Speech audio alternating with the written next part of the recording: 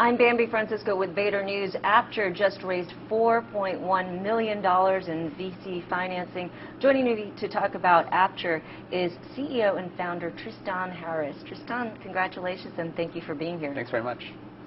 So Apture has been around since April of 2008, so a number of bloggers and publishers, this is a service for bloggers and publishers, have already been using your service.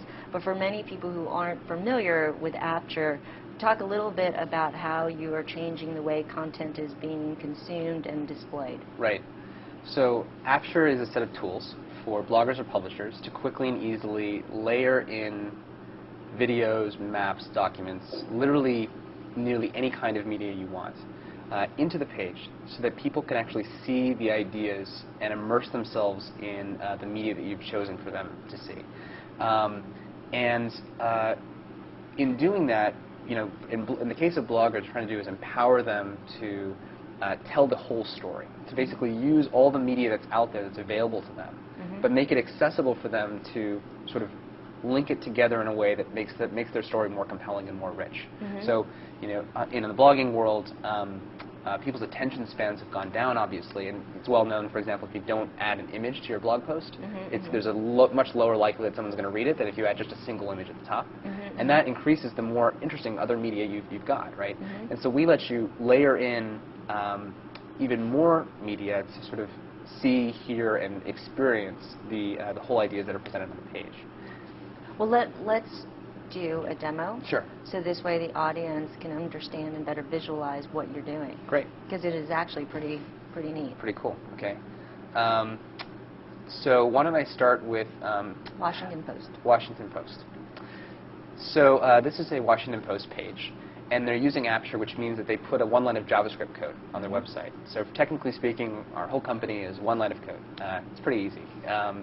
And when you're on this page, what we do for the Washington Post is enable them to curate a set of content that they want people to see, in this case related to Congress information. So if I'm on this page and I want to know who is Amy Klobuchar, we put a little Capitol Hill icon next to the name because she's a congresswoman, and I can click and see, okay, that's who she is. She's the senator from Minnesota. She's from the 111th Congress. I can drag the window around. I can then open up even more content, see that she's a real human being.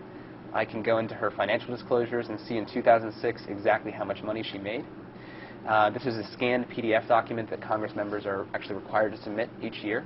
And so we've taken this content and made it possible to view it all without leaving the page that you're on.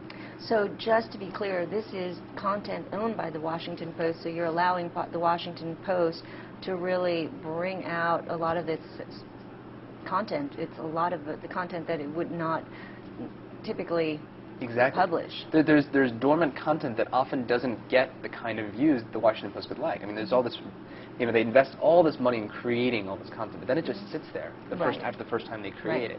And this is a way of repurposing it and using it all over the place in a way that creates more engagement and adds time to the time people spend on the page. And they're never leaving the Washington Post when they view it. When you add that one line of code, when the Washington Post adds a one line of code, does this happen? Like I mean, this looks kind of difficult. This is a PDF file. This is a PDF. We've partnered with different content partners. So we've got PDFs, documents, we've got videos from 15 different sources, we've got Google Maps, we've got music results from iMemes. You can actually link to 4 major record labels worth of music content, which is really, really cool. We've got sort of this whole set of content that people can choose from. And in the case of the Washington Post, they wanted documents, they wanted voting records. So you help them put that content together so it can be displayed. Yeah. So it was a little bit more than one line of code for them. Yeah, well, all they end up doing is putting one line of code in their site, and then we kind of do the rest. Okay. But this was actually, you know, you flip a switch and this just happened across the site. So you can actually see this is Amy Klobuchar's latest votes. So it says this is vote 66 on the nomination confirmation of Hilda Solis to be California Secretary of Labor.